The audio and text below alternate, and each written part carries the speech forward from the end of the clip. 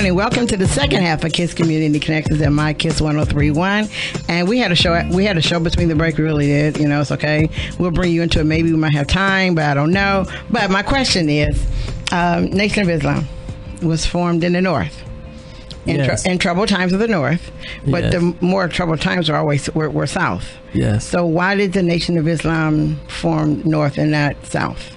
Well, when you look at the mindset, the two different mindsets of black men and women in the North and black men and women in the South, individuals that were in the North were freer, more evolved thinkers.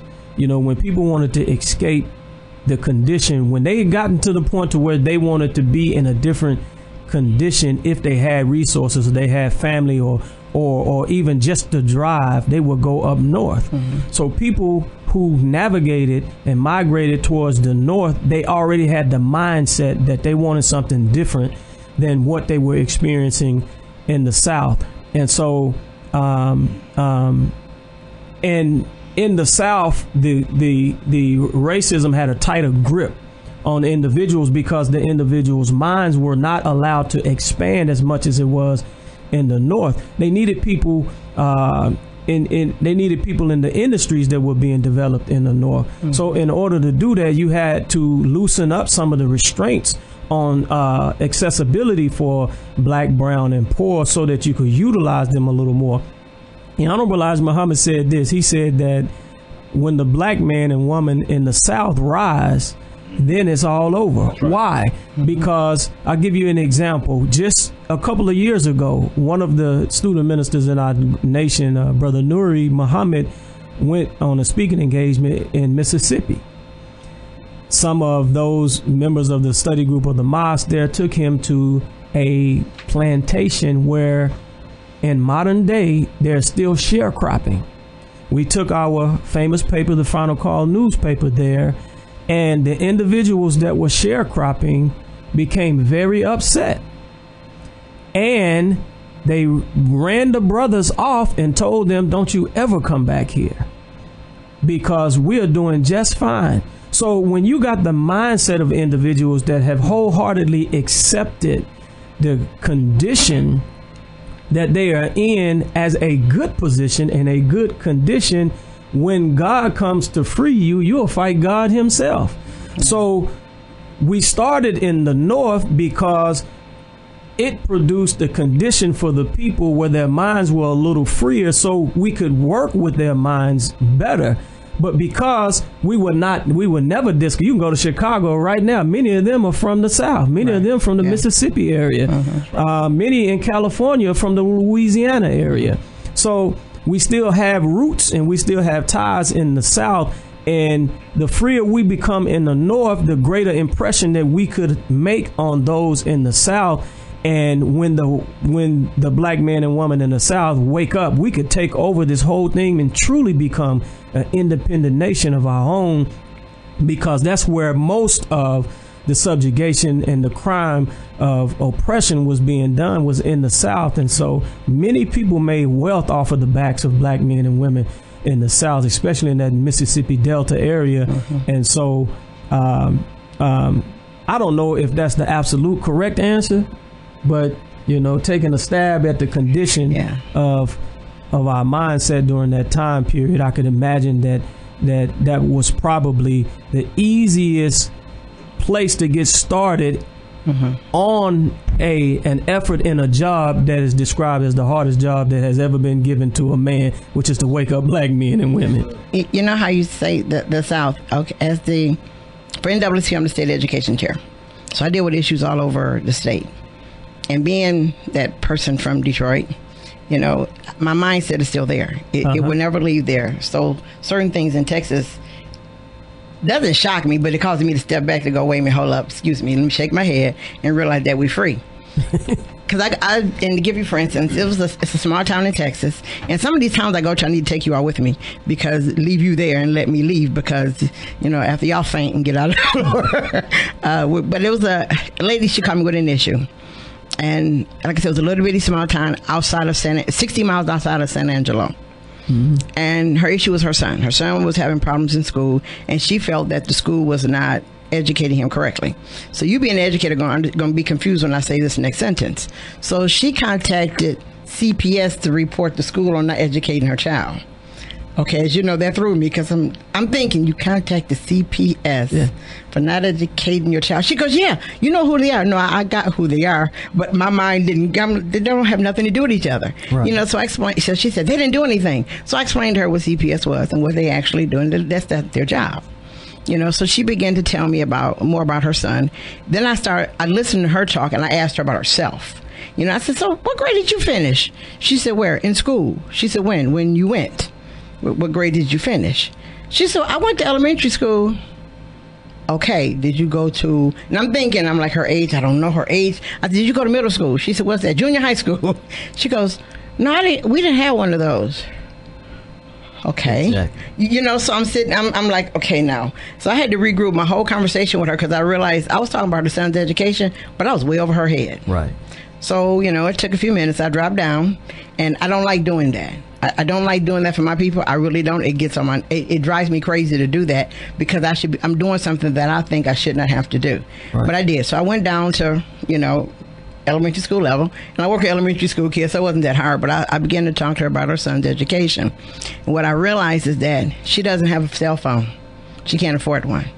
A computer, she doesn't have one. She lives in a farm town, which educates boys to work the farm because somebody got to stay in this little bitty town of 500 people.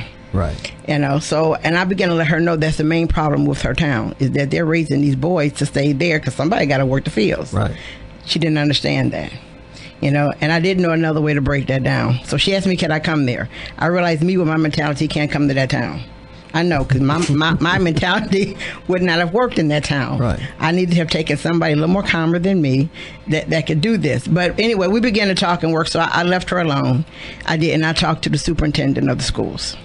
Therefore, I had a conversation where, you know, I told him the laws and what they were going to, and what I can do. You know, and I helped her son that way, but I could not help her son through her. I had to help her son through superintendent. Right. So, and that hurt it. And you know, and there's a prime example of why I feel and I believe that we had to start in the North because you had a more educated or indoctrinated population because they had to be at a certain level mentally that they could be productive for the corporations that built the financial infrastructure for the country. So, but if you wanted to subjugate a people, then you keep them in ignorance because if they grow beyond a certain level of knowledge, then you can't keep them in a city or a town with 500 people and continue a cycle of sharecropping with them because they start looking at the numbers and they start looking at various things. They start looking at the treatment and they start saying, no, I don't think so. So it was difficult. And we saw in the narrative of the life of Nat Turner as to the reason why reading was punishable by death at that point because this man started reading a scripture that all of the preachers that they allowed that were among the slaves he was reading the scripture, but his mind, because his ancestors all the way up to that time period longed for freedom, his mind began, as he educated himself, as his vocabulary expanded, he began to be a different kind of thinker. And what he was reading in the scripture was not adding up with the treatment that they were receiving. And so this idea that you can be a Christian and a slave at the same time, and you got this Savior saying the truth shall make you free, but I'm not free. But I'm getting the truth, but I'm not free. No, that don't add up to me. So you got to start on a foundation of knowledge, wisdom, and understanding. And so now you see a lot of people from the North matriculating back to the South and migrating back to the South, and they're bringing their life experience back to the South. You're from Detroit, and now you had a contact with an individual that contacted you, and you may have never even known where that little town was or that it even existed in Texas until you were contacted. And so here you have an individual that in her mindset, Child Protective Services is supposed to protect my child. My child's not being educated. I need protection for my child. Let me call Child Protective Services. And here you come saying, no, ma'am, that's not what they do. As a matter of fact, you probably don't want to call them right now, because if they find some issue with you and the rearing of your child, you might lose your child. So you probably don't want to call them right now. So, but that's a prime example. But we, the 4th of July, it signifies so much, but at the core of it, what was freed was not our physical body. What was freed was our ability to think. Right. And the only way you can think, or the scripture says that all things shall be made new. Well, the last time I checked, things are made by people. Right. So in order for things to be made new, then the people have to be made new.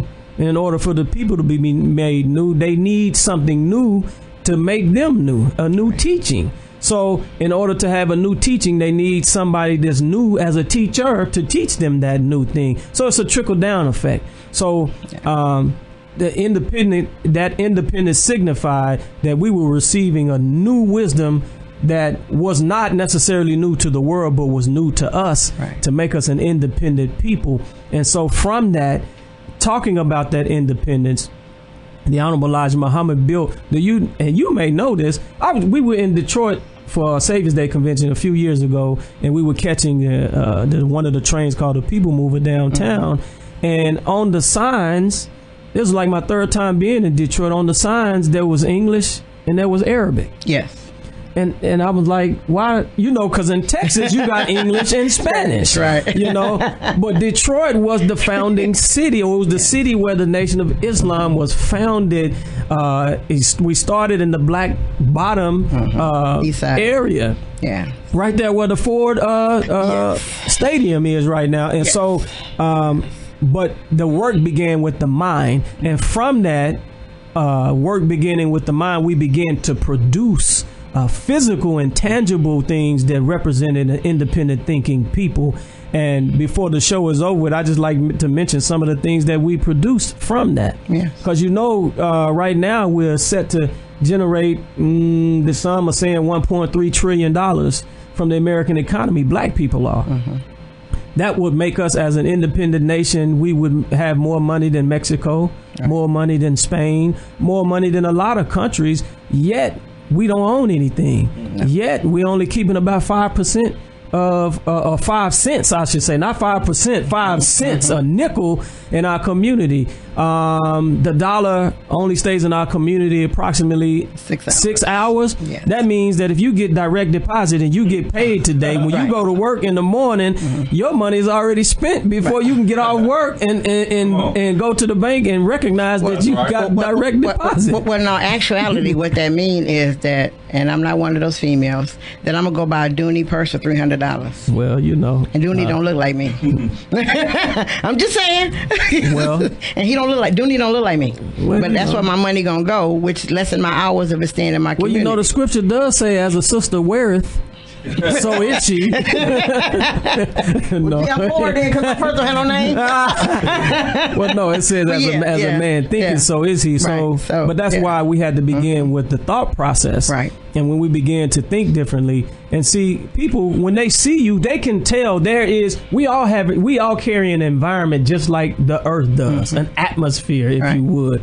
And so based on the vibes and the vibrations of your spirit, people know who they can mess with for the most part and who not to mess with, and who's serious and who's not serious. And so when we as members of the Nation of Islam go and engage in certain things because of how we've been made by what we study and how we live. See, it's a difference between studying something and being able to regurgitate it and quote it. But when you start living according to the knowledge that you study, see, you can tell me what you believe, and I don't believe a word you say, because what you are doing is so loud, I can't hear a word that you're saying. So people they can put, I'm a Muslim, I'm a Christian, I'm a Jew, whatever. You can put bumper stickers on their car, T-shirts, all the signs around their house. But if you are not living according to the law of Moses, if you're not living according to the gospel, if you're not living to the principles of Islam, you can tell me that you're a Muslim, right, but your actions and your activity really tells me what you actually believe. And so we celebrate the 4th of July. And I just want to mention some of the things. And you are from Detroit, and you told me, I think, that when you moved, I don't know if it was to Georgia first, and then to Texas. I was confused, but you were confused because you were saying you thought that the nation and black people had these things all over the place. Because in Detroit we have a meat market, and on Saturdays to go to the meat market. That's right. You know that. Right. You know, bean pies aren't. For us, it's not a surprising thing. You know what I mean? It's a normal thing. The Final Call is a normal newspaper. You know what I mean? So it's nothing stuck out special. Right. You know, it was nothing special. We were all one. Mm-hmm. And then when I moved from Detroit and went to Georgia, and I messed up and asked this one lady, I said, "Hey, listen, I've never seen a Nation of Islam here." She goes, "Who are they?" Okay. You know, for me, it was like, okay. So I'm explaining it. You know, she goes, "How you know about it?" "I'm from Detroit." Okay, then that didn't work because I had to explain that. I'm like, "Good gracious, this is too much work." You know, but I explained it, and she says, "Well, no, they're not here." "Okay, fine." You know, and then we moved to a couple other places. I'm like, "Okay, fine." And then I got here. I'm like, "So where they at?" I still, okay, fine. Well, I knew this one guy. His name is Kryptonite, and he does spoken word. He's excellent at spoken word. But he began to tell me that he was studying with the Nation of Islam. I'm like, "So who is this person?" He said, "Why?" "Because I want to know who he is." I said, "Because I got a bone to pick with him." He said, "Why?" "Because he's not doing what he's supposed to do. He's not out here because I don't know who he is." You know, so I met Brother Travaris on the phone, and I said the same thing to him. I had a bone to pick with him. And I did. And then he led me to you. And I had a bone to pick with you. I mean, It's not that I was argumentative. My thing is that if you're here, then why aren't you here? That's right. You know, why I don't see you. Right. Well, and to finish the story is we had an event, which was Shanghai Bambaroos. We do Caribbean African Festival every year. And we were doing the Caribbean African Festival. And Travaris told me about an event you all were doing in Killeen too. So me, being me, said, "No, y'all can't do that. You really can't. We can't have two events same time and we not know each other." Right. I said, "This is craziness." I said, "So can you all come speak at our event?" You know, and through Travaris and you, it was yes, y'all could. And you all did come to speak at the event, and it was very good. But to me, it wasn't all about you all speaking. I was watching everybody there. Some I watched there. Some of the guys there was like, "Oh, wow, okay." So I knew they knew. They were conscious. They knew. Some were, what they doing here? So I realized, okay, they don't know. You know, and as you all walked down to come down and sit down where we were, some little boys, "Daddy, who is that? Daddy," because, you know, little kids loud. They're not scared. "Who is that?" Some of their fathers say, "Listen, let me tell you who they are." And they begin to tell the story. Right. I was proud of that. That looked good. Then I don't know who they are. I don't know who they are. Don't talk to them. I don't know who they are. So I needed to know that. In fact, I say we needed to know that because that lets you know that we haven't done our homework yet.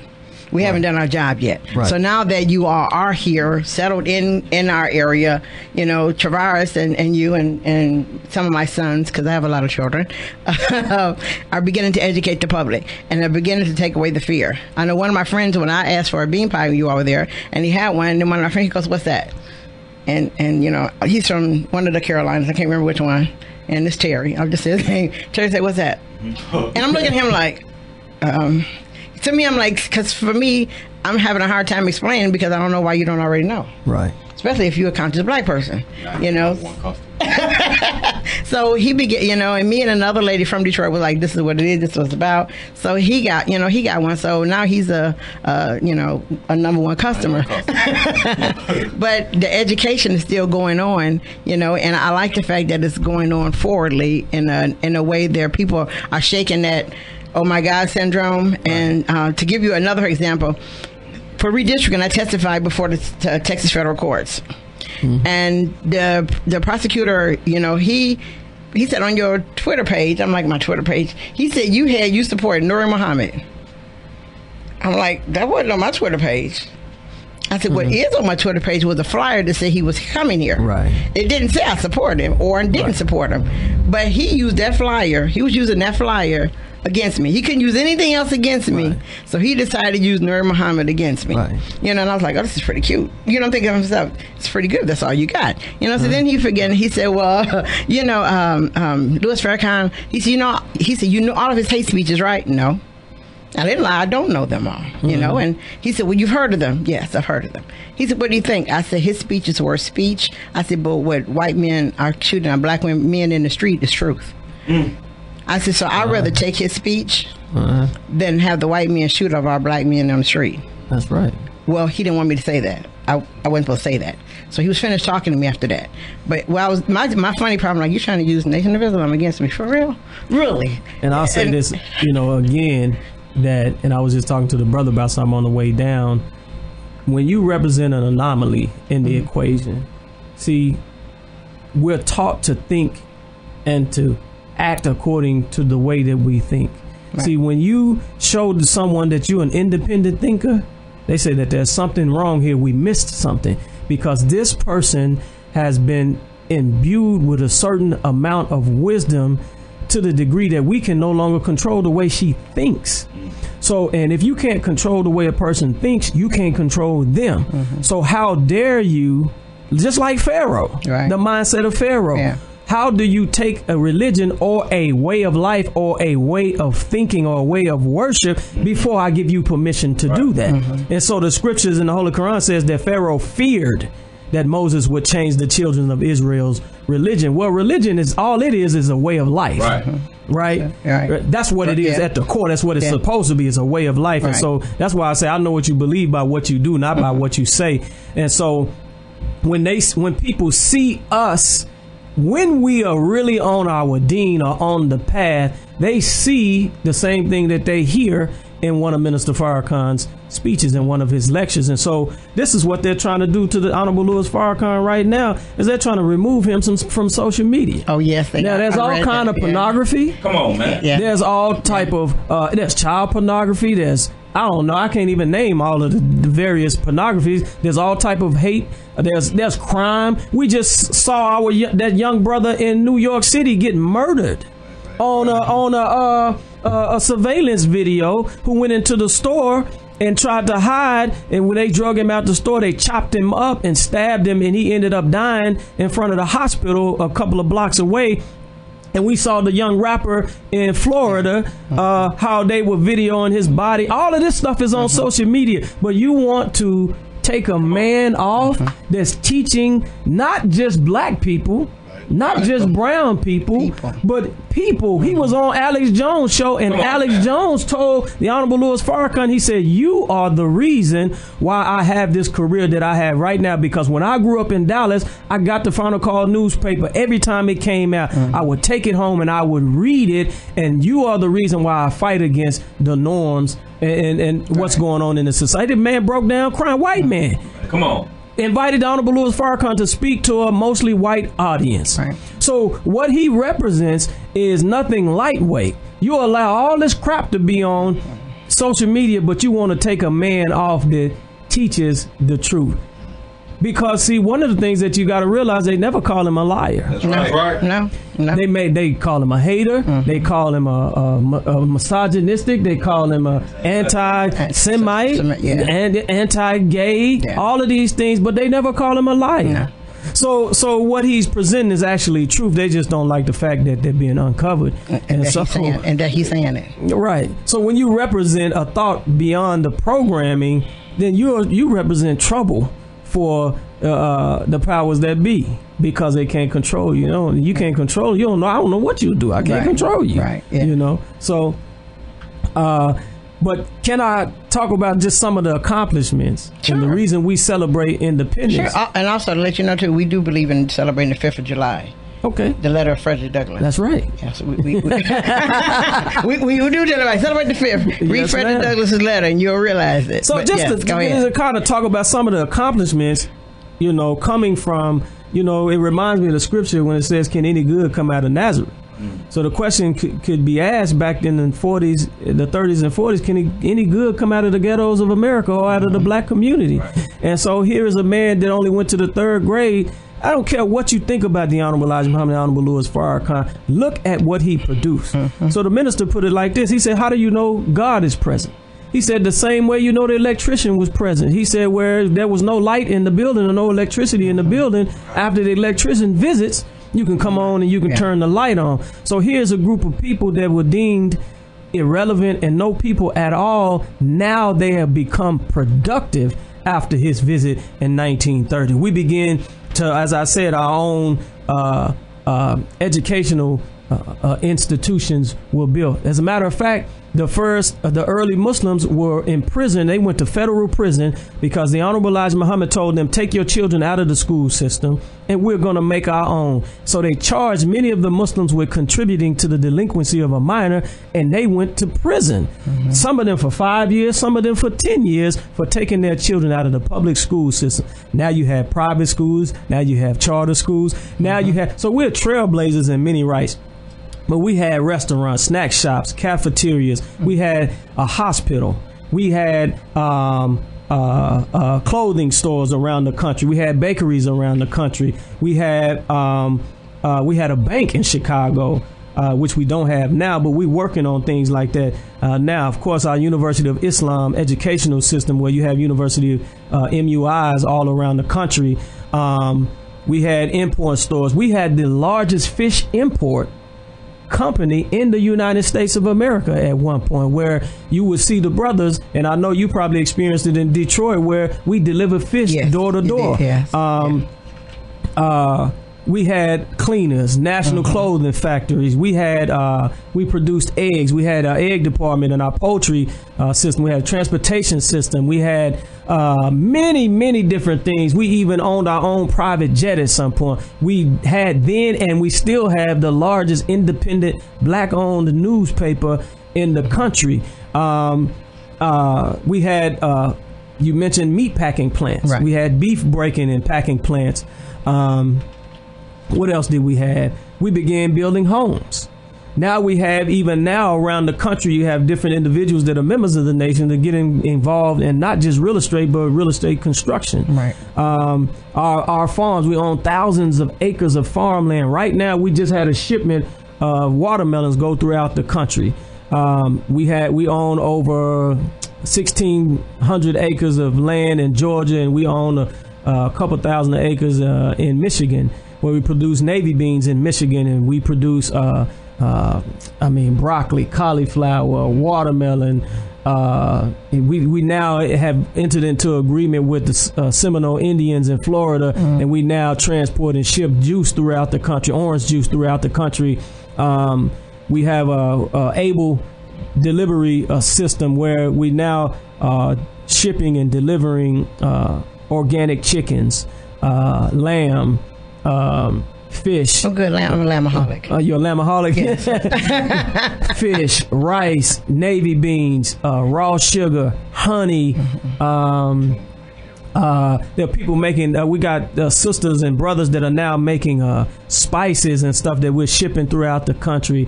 But I mean, many different things that are coming out of the mindset of an independent people, and we're now building and we're engaging in industry, and you're now starting to see there are many people embedded in different areas of entertainment that are Muslims and members of the Nation of Islam that you know and that you don't know. That's right. So the Honorable Minister Louis Farrakhan has freed us.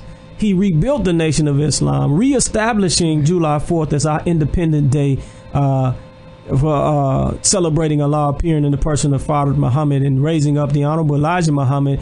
But since he rebuilt the nation, we have been on a trek of reestablishing mosques, study groups, and temples all over the country, where we once were after it was all destroyed after 75.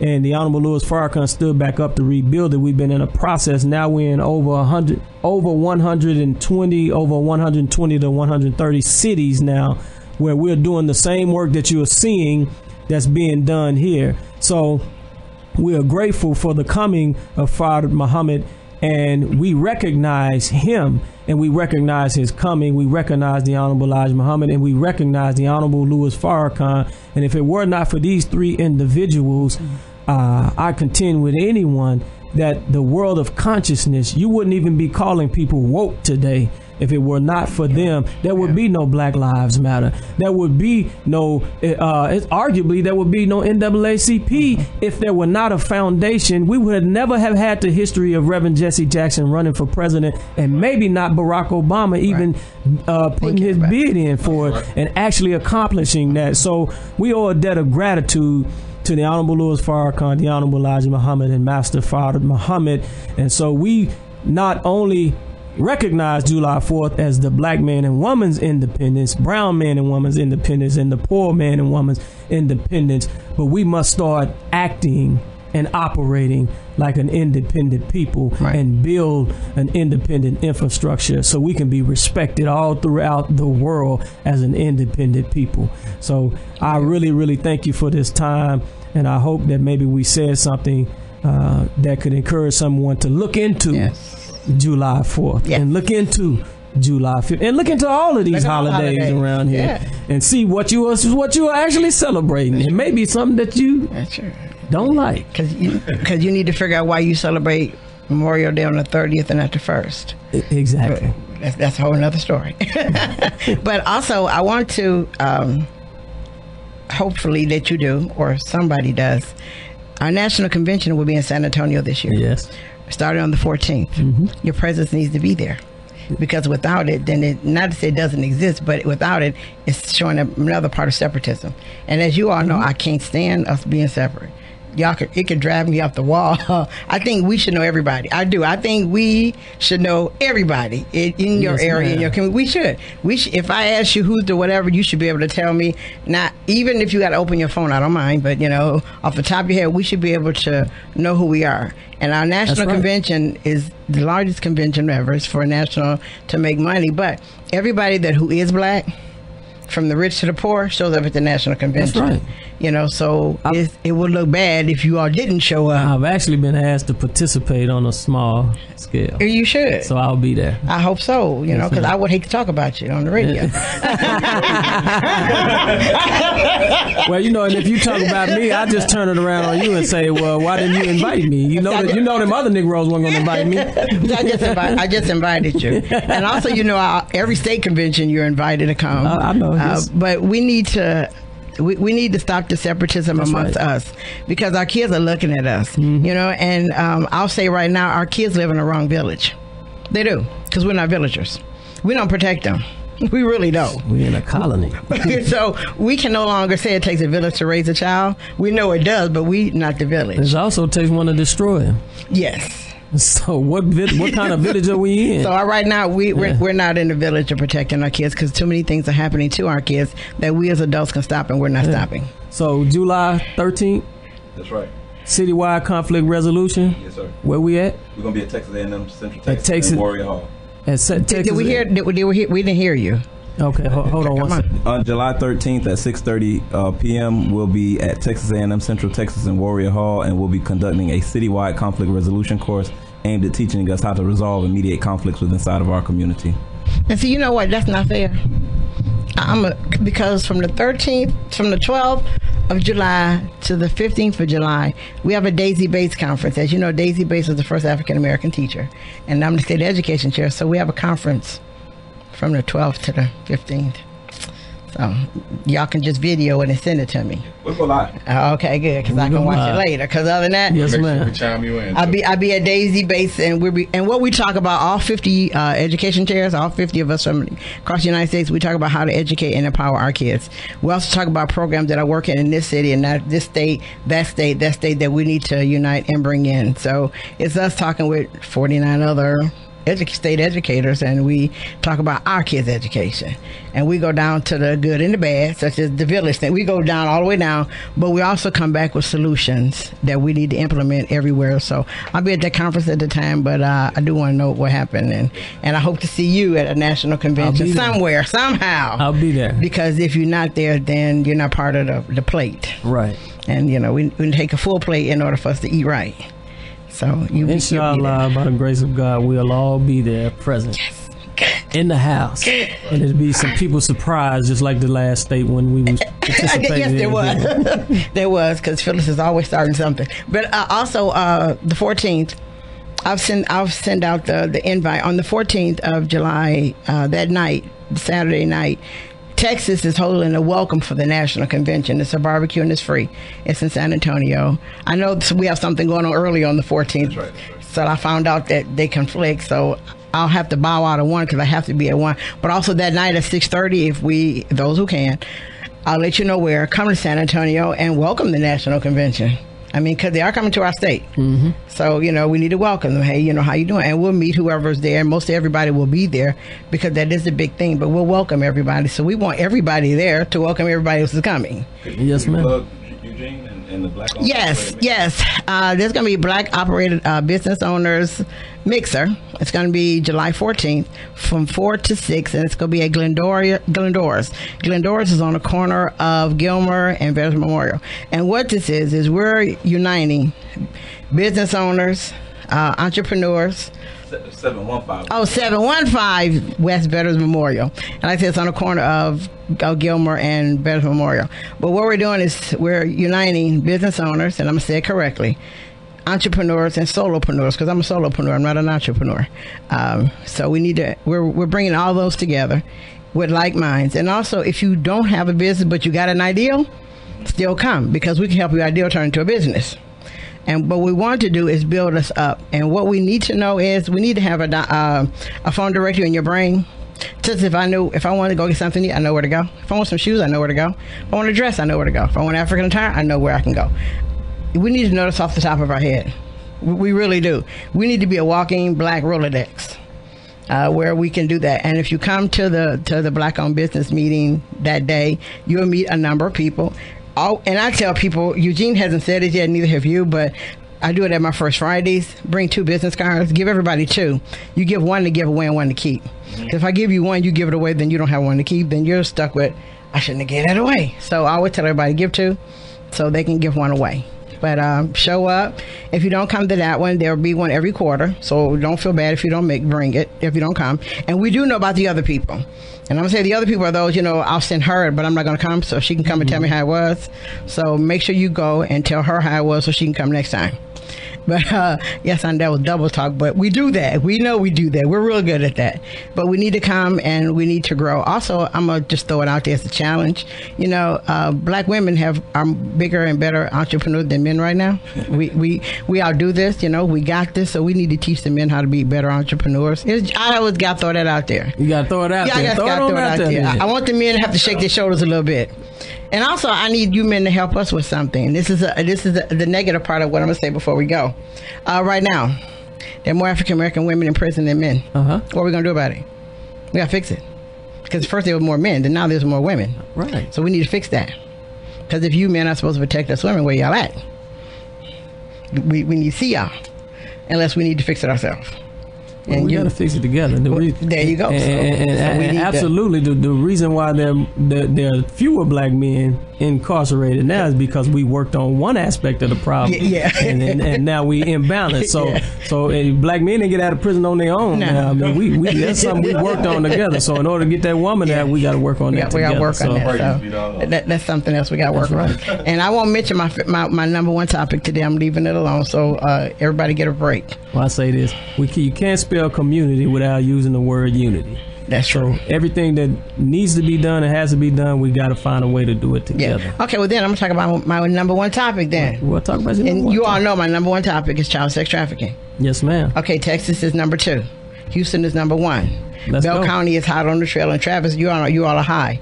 What are we doing?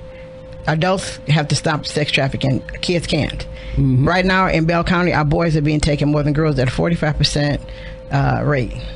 Come on. We got to fix this. Because if we don't fix it, we won't need a village, because we won't have no kids in it, because we let them go. Kids from sex trafficking, the only life span is 5 years. 5 years they're dead because they're no use. So if we want to hold a village for these children, if you want some young men in the Nation of Islam, if we don't stop this, you won't have any.